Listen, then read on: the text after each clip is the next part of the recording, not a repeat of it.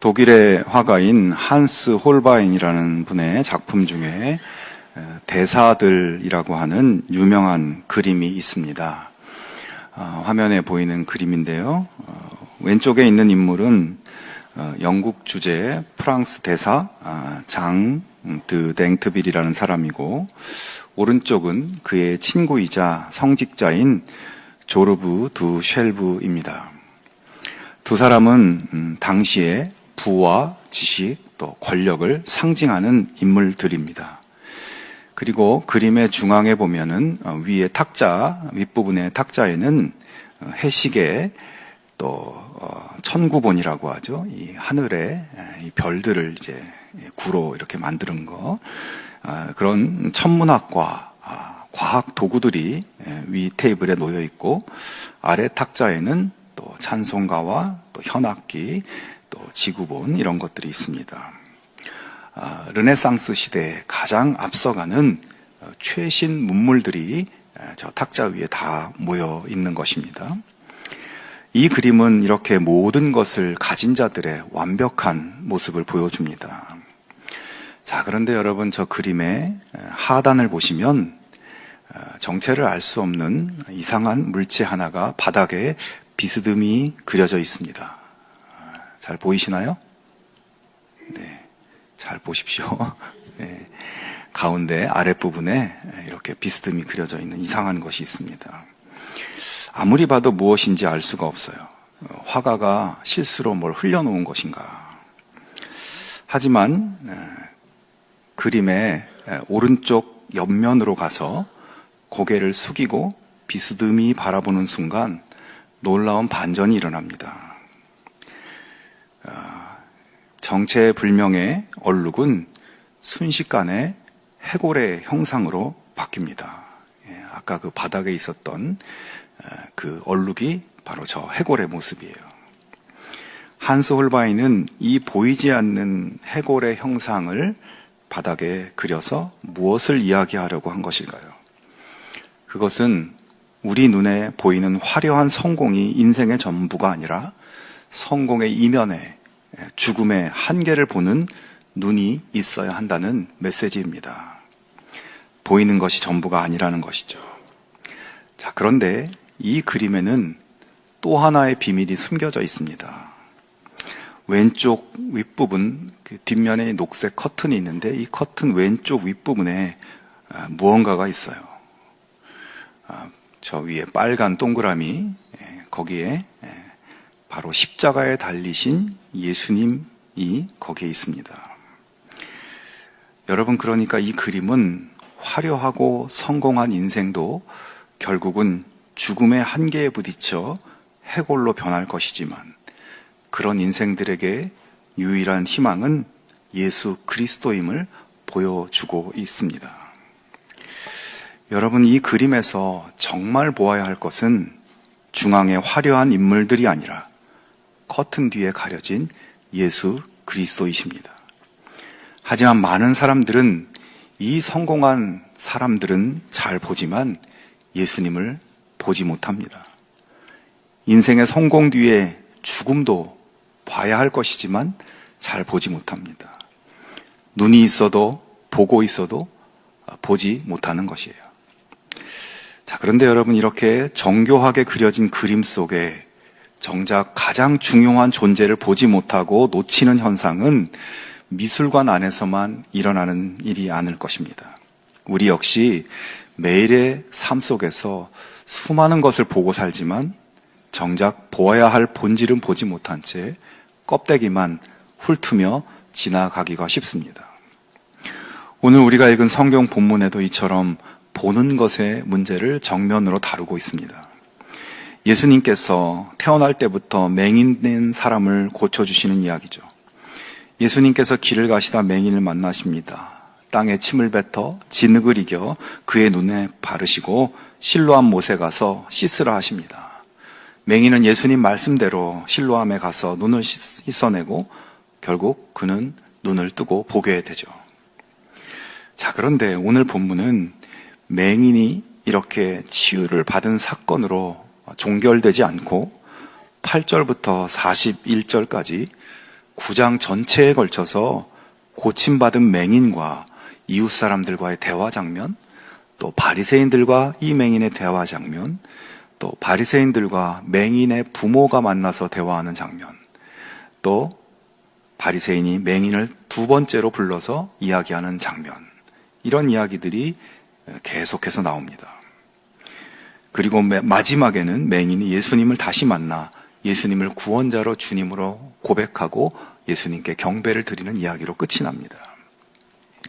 이야기의 구조가 조금 특별하지요. 맹인을 치유한 기적 사건이 이야기의 중심인 것이 아니라 이 이야기는, 기적의 사건은 전체 이야기의 도입 부분에 불과하고 그 이후에 벌어진 사람들의 대화가 이 이야기의 중심 부분에 있는 것입니다. 그래서 이 이야기가 전하고자 하는 메시지를 발견하기 위해서는 이야기의 중심 부분인 이 맹인과 사람들과의 대화의 장면을 우리가 잘 살펴봐야 합니다. 물론 맹인이 눈을 떠서 보게 되는 기적은 굉장히 놀라운 기적이며 이 장면 하나만으로도 우리는 많은 깨달음을, 감동을 느낄 수 있어요. 예수님께서 본문에 태어날 때부터 맹인된 사람을 고쳐주실 때 내가 세상에 있는 동안에는 세상의 빛이로라, 이 말씀을 하시면서 고쳐주시죠. 사실 오늘 본문은 예수님의 이 말씀 한마디로 다 정리된 것이나 다름없습니다. 즉 예수님이 맹인의 눈을 뜨게 한 기적은 단지 한 개인을 치유하시는 사건이 아니라 어두운 절망의 세상에 살고 있는 인생들에게 예수님이 유일한 구원이시고 구원의 빛이시라는 것을 선포하고 있습니다. 예수님이야말로 죄악과 죽음으로 캄캄한 세상을 밝히시는 빛이심을 가르쳐주는 것입니다. 자, 그런데 그렇게 맹인이 눈을 뜨게 되는 예수님의 역사가 일어났으면 사람들은 야, 예수님이야말로 정말로 진짜 구원자시구나, 하나님이 세상에 보내신 구원의 빛이시구나 고백하고 어둠을 해결해 주실 빛이신 예수님을 믿고 받아들여야 하는데, 이 놀라운 기적이 일어났음에도 불구하고 사람들의 반응은 너무나 의외의 반응이었습니다. 먼저 맹인이었던 사람을 잘 아는 그 주변 사람들의 반응입니다. 그들은 동네에서 구걸을 하며 생활하고 있던 이 맹인이 눈을 뜨고 돌아다니는 것을 보면서 자신들의 눈을 의심했습니다. 심지어 저 사람이 그 맹인이 맞다, 아니다, 그 맹인과 다르게 생겼다, 그냥 비슷한 사람이다 하면서 자기들이 알고 있었던 그 맹인이 정말 맞는지 아닌지 논쟁이 벌어지는 거예요. 그들은 그렇게 자기들끼리 의견이 분분하다가 결국 맹인이었던 사람에게 당신이 우리가 알고 있었던 그 사람이 맞냐고 직접 물어봅니다. 그러자 그는 내가 그 사람 맞다고 대답하죠. 사람들은 놀라면서 아니 당신이 도대체 어떻게 눈을 뜨게 되었냐 질문합니다. 맹인은 예수라는 분이 나를 고쳐주셨다고 증거합니다. 자, 그러나 하지만 사람들은 여전히 이 맹인이 눈을 뜬 것이 진짜냐 가짜냐 의심하고 예수가 그런 기적을 행했다고 하는데 이것을 어떻게 받아들여야 하는가 당혹스러워했습니다. 사람들은 그런 의심과 당혹스러운 마음으로 맹인을 데리고 바리새인들을 찾아갑니다. 그들은 지금 이 놀라운 사건을 어떻게 받아들여야 할지, 예수를 어떻게 받아들여야 할지 바리새인들에게 물어보고자 하는 것입니다. 맹인의 눈을 뜨게 한 예수를 하나님이 보낸 구원자로, 이스라엘 백성들이 지금까지 기다리던 메시아로 믿어도 되는지 아닌지 바리새인들에게 확인해 보자는 것이에요. 그들은 지금 어두운 세상에 생명의 빛이 비추었는데 빛을 알아보지 못하고 빛을 확신하지 못하고 있습니다. 자, 이제 바리새인들이 맹인을 조사하기 시작합니다. 조사를 시작하자마자 문제점이 발견됐어요. 예수가 맹인의 눈을 뜨게 해준 날이 바로 안식일이었다는 것입니다. 당시 안식일에는 목숨이 위급한 경우를 제외하고는 치료 행위를 금지하고 있었고, 또 예수님이 침과 흙을 섞어서 진흙을 반죽해서 눈에 발라줬다고 했는데 안식일에는 무언가를 반죽하는 일도 이 안식일 법 위반으로 규정하고 있었습니다. 그러니까 지금 아주 명확하게 예수님이 안식일법을 위반한 것이에요. 바리새인들은 그런 정황을 확인하고 이 사람이 안식일을 지키지 아니하니 하나님께로부터 온 자가 아니다, 이렇게 이야기합니다. 맹인의 눈을 뜨게 해준 것은 대단한 것 같지만 그렇다고 안식일법도 지키지 않는 이런 사람이 하나님의 구원자 메시아일 수는 없다는 것이죠. 예수는 메시아가 아니다. 하지만 또 어떤 사람은 주장합니다. 죄인으로서 어떻게 이러한 표적을 행하겠느냐. 그가 하나님 보낸 사람이 아니라면, 그가 그냥 죄인이고 사기꾼이라면 어떻게 맹인의 눈을 뜨게 하는 이런 기적을 행할 수 있느냐. 이거 그냥 쉽게 결론 낼 사안이 아닌 것 같다 라고 주장하는 사람도 있습니다. 의견이 분분한 가운데 제3의 주장이 등장합니다. 혹시 눈을 뜨게 된 이 사람이 원래 맹인이 아니었던 것은 아닐까? 완전 100% 맹인이 아니라 그냥 시력이 굉장히 안 좋은 사람이었을 뿐인데 어떻게 하다 보니까 이전보다 조금 그래도 잘 보이게 된 것은 아닐까? 이 맹인의 부모를 불러서 이 부분을 확인해 보자고 주장하는 사람들이 나타났습니다. 이번에는 맹인의 부모를 소환하여 신문합니다. 이 사람이 날 때부터 눈먼 사람이었다는 당신의 아들이요? 그런데 지금은 어떻게 보게 되었소? 20절과 21절에 부모들이 대답합니다. 이 아이가 우리 아들이라는 것과 날 때부터 눈먼 사람이었다는 것은 우리가 압니다. 그런데 우리는 그가 지금 어떻게 보게 되었는지도 모르고 또 누가 그 눈을 뜨게 하였는지도 모릅니다. 다 큰 사람이니 그에게 물어보십시오. 그가 자기 일을 이야기할 것입니다. 부모들은 쉽게 말해서 이 사람 우리 아들이 확실합니다. 이 아이는 태어날 때부터 맹인인 것도 확실합니다. 하지만 지금 어떻게 눈을 뜨게 되었는지 우린 잘 모르니까 직접 물어보십시오. 어쩌면 사실, 그냥 팩트 자체를 이야기하고 있는 거죠. 바리새인들은 예수가 눈을 뜨게 해준 사람은 진짜 맹인이 아니었고, 그러므로 예수가 눈을 뜨게 한 기적도 기적을 행한 것이 아니고, 예수는 그래서 하나님 보내신 메시아가 아니다, 이런 식으로 몰고 가려고 했지만 그들의 의도가 빗나가 버린 것입니다. 그들은 또다시 맹인을 소환합니다. 벌써 두 번째로 그를 다시 부르고 있어요. 다시 맹인에게 이야기합니다. 24절에 영광을 하나님께 돌려라. 우리가 알기로 그 사람은 죄인이다. 여기서 영광을 하나님께 돌려라 라는 말의 의미는 너를 고쳐준 것은 예수가 아니라 하나님이시다, 하나님께 감사하라, 이런 의미가 아니라, 영광을 하나님께 돌리라는 말은 하나님 앞에서 거짓말하지 말고 진실을 말해라, 자백해라, 이런 뜻을 가진 일종의 관용적 표현입니다. 바리새인들은 예수는 안식일법을 어긴 죄인이 분명한데 그런 죄인이 맹인의 눈을 뜨게 했다는 것은 말이 안 된다. 네가 우리한테 뭔가 숨기고 있는 것 같다. 숨기지 말고 솔직하게 털어놔라, 자백해라. 맹인을 압박하고 있는 것이죠.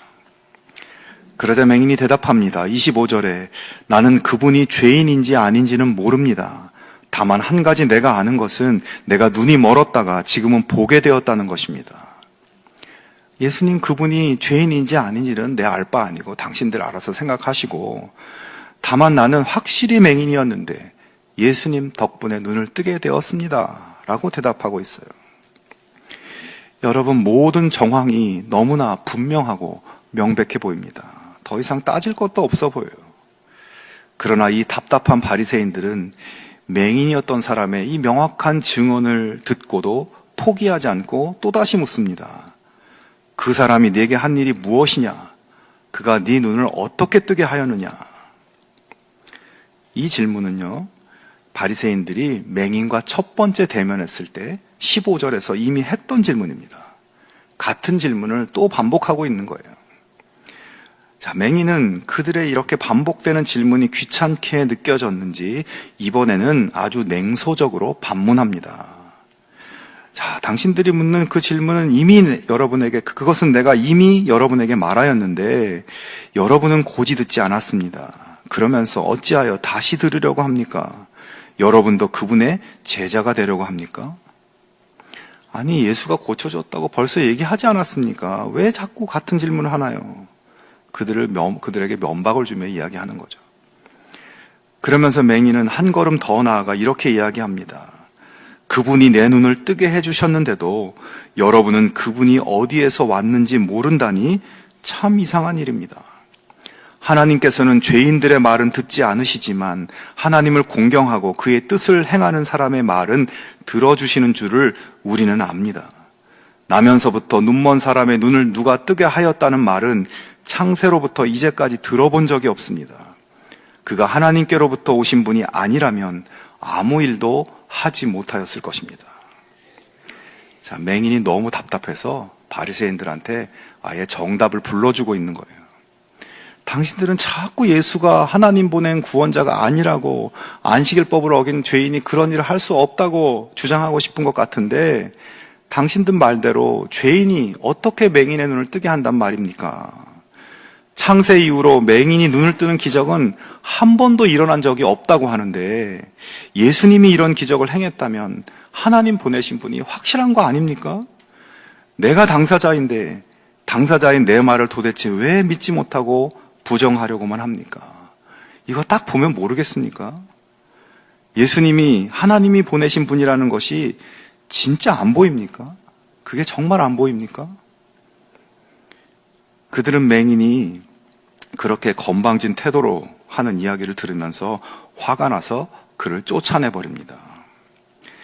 여기서 쫓아냈다는 것은 단순히 그 공간에서 내보냈다는 것이 아니라 지금 예수를 그리스도라고 주장하는 이 맹인을 그들의 회당 공동체에서 출교해버렸다는 뜻입니다. 자, 예수님께서는 맹인이었던 사람이 결국 출교를 당했다는 이야기를 들으시고 그를 찾아오십니다. 그리고 자신이 맹인의 눈을 뜨게 해준 예수임을 말씀하십니다. 맹인이었던 사람은 자기 눈을 뜨게 해준 예수님을 드디어 만나서 당신이 구원자이시고 하나님이 보내신 세상의 비침을 고백하고 예수님께 경배를 드리며 이야기가 끝이 납니다. 여러분, 이 말씀 속에서 진짜 눈먼 사람은 누구입니까? 맹인입니까? 바리새인입니까? 맹인은 그동안 불쌍한 사람이었고 아무것도 볼 수 없고 그저 남에게 보여지는 인생일 뿐이었습니다. 그러나 그는 예수님을 통해서 보는 사람이 되었는데 단순히 육신적으로 보는 것뿐 아니라 영적으로 보는 사람이 되었습니다. 예수님을 자신의 어두운 인생에 빛을 비춰주시는 분, 생명의 구원자로 밝히 알아보았습니다. 그러나 바리새인들은 빛이 비추고 있는데도, 빛이 너무나 강렬하고 명확하게 비추었는데도 빛을 알아보지 못하고 있습니다. 그들의 육신의 눈은 열려 있었지만 영적인 눈은 닫혀 있었습니다. 자신들이 알고 있는 신앙의 지식과 오랫동안 쌓아온 편견과 고집과 욕망에 가려서 빛을 알아보지 못했습니다. 여러분, 진짜 맹인은 누구입니까? 오늘의 말씀은 누가 보고 있는지, 누가 보지 못하고 있는지를 역설적으로 극명하게 대조하며 보여주는 말씀이에요. 요한복음 1장 9절 10절에 이렇게 말씀하십니다. 참 빛 곧 세상에 와서 각 사람에게 비추는 빛이 있었나니 그가 세상에 계셨으며 세상은 그로 말미암아 지은 바 되었으되 세상이 그를 알지 못하였고. 예수님 시대의 이스라엘은 정말 희망이 없는 어둠의 시대였습니다.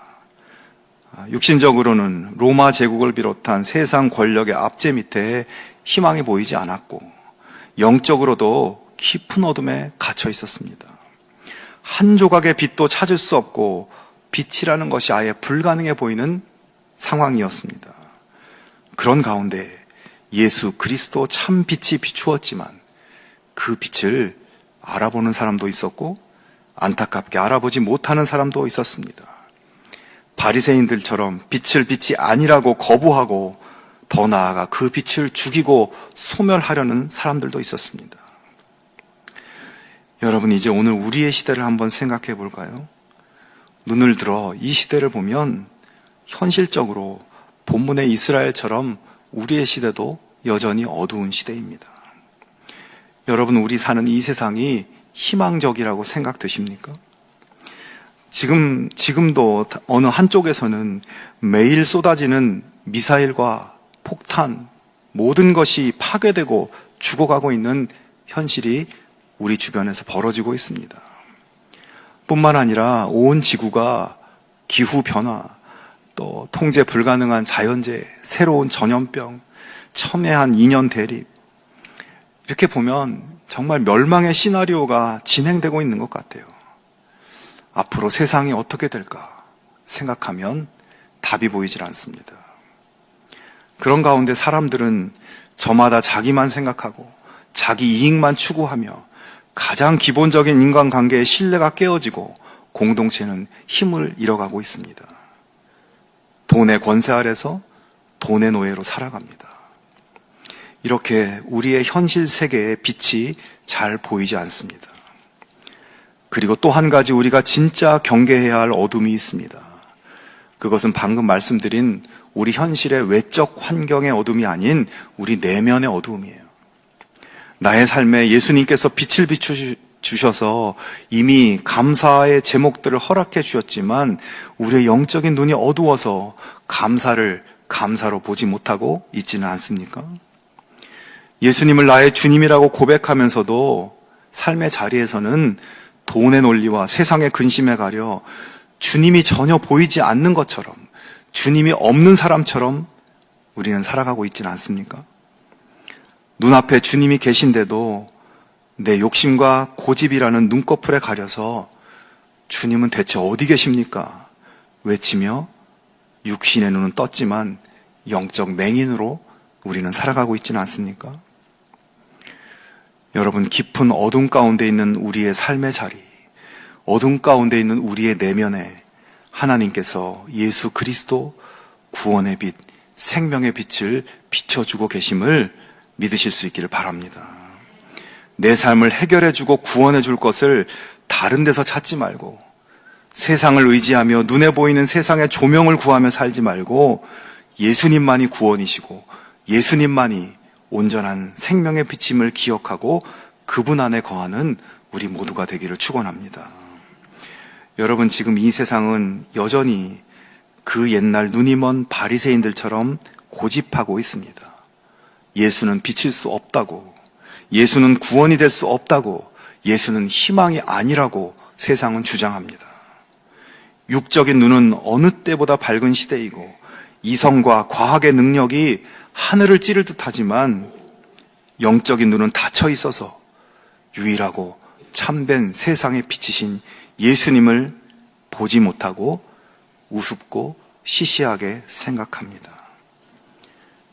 네, 자기도 자기 인생의 출구를 모르면서 인생을 비춰주시는 유일한 출구이신 예수님을 거부합니다. 예수님을 커튼 뒤에 가려놓고 살아갑니다. 여러분, 그런 세상을 향해 우리는 구원의 빛이신 예수님을 확신하면서 이 실로암의 맹인처럼 우리가 담대하게 이야기할 수 있어야 합니다. 당신들은 바리새인이고 율법학자라고 하면서 아직도 모르시겠어요? 아직도 예수님이 비치신 것이 정말 안 보입니까? 내가 증인입니다. 내 눈이 이렇게 밝아졌습니다. 선포했던 이 맹인의 증언과 고백이 오늘 우리의 고백이고 우리의 증언이 될 수 있기를 축원합니다. 여러분, 본문의 맹인은 바리새인들과의 논쟁적인 대화 끝에 결국 공동체에서 쫓겨나 출교를 당했어요. 눈을 뜬 기쁨도 잠시이고 삶의 터전을 잃어버린 것입니다. 그러나 성경은 그 상실이 끝이라고 말하지 않습니다. 주님은 출교당한 그를 다시 찾아오셨고 그는 이제 남에게 생명을 구걸하던 삶에서 세상을 일깨우는 빛의 사명자로 세워졌습니다. 저는 이 바리새인들 앞에서 그렇게 담대하게 당차게 이야기했던 이 맹인의 품성으로 봤을 때 이후에 아주 담대한 예수님의 증인으로 이 사람이 살았을 것이라고 그렇게 확신이 되어집니다. 여러분, 어쩌면 오늘 우리도 참 빛이신 예수님의 은혜를 받아서 세상 가운데서 그 빛을 증거하고 나누려고 할 때 때로는 손해를 보고 소외당하는 일이 있을지도 모르겠습니다. 하지만 여러분, 그것으로 인해 낙심하지 않기 바랍니다. 우리가 그렇게 만약 된다면 우리가 정말 참 빛에 속해 있다는 가장 확실한 증거인 것입니다. 그러므로 오늘 우리도 각자의 삶의 자리에 빛이 필요한 이들에게 다가가서 우리에게 비춰진 예수님의 생명의 빛을 반사하는 희망의 거울이 다 되실 수 있기를 바랍니다. 커튼 뒤에 가려져 보이지 않는 예수님을 세상에 보여주기 위해서 커튼을 걷어내는 삶을 우리가 살아갈 수 있기를 바랍니다. 빛의 축복을 누리며 빛의 축복을 나누는 복된 하나님 자녀들 다 되실 수 있기를 주님의 이름으로 축원합니다.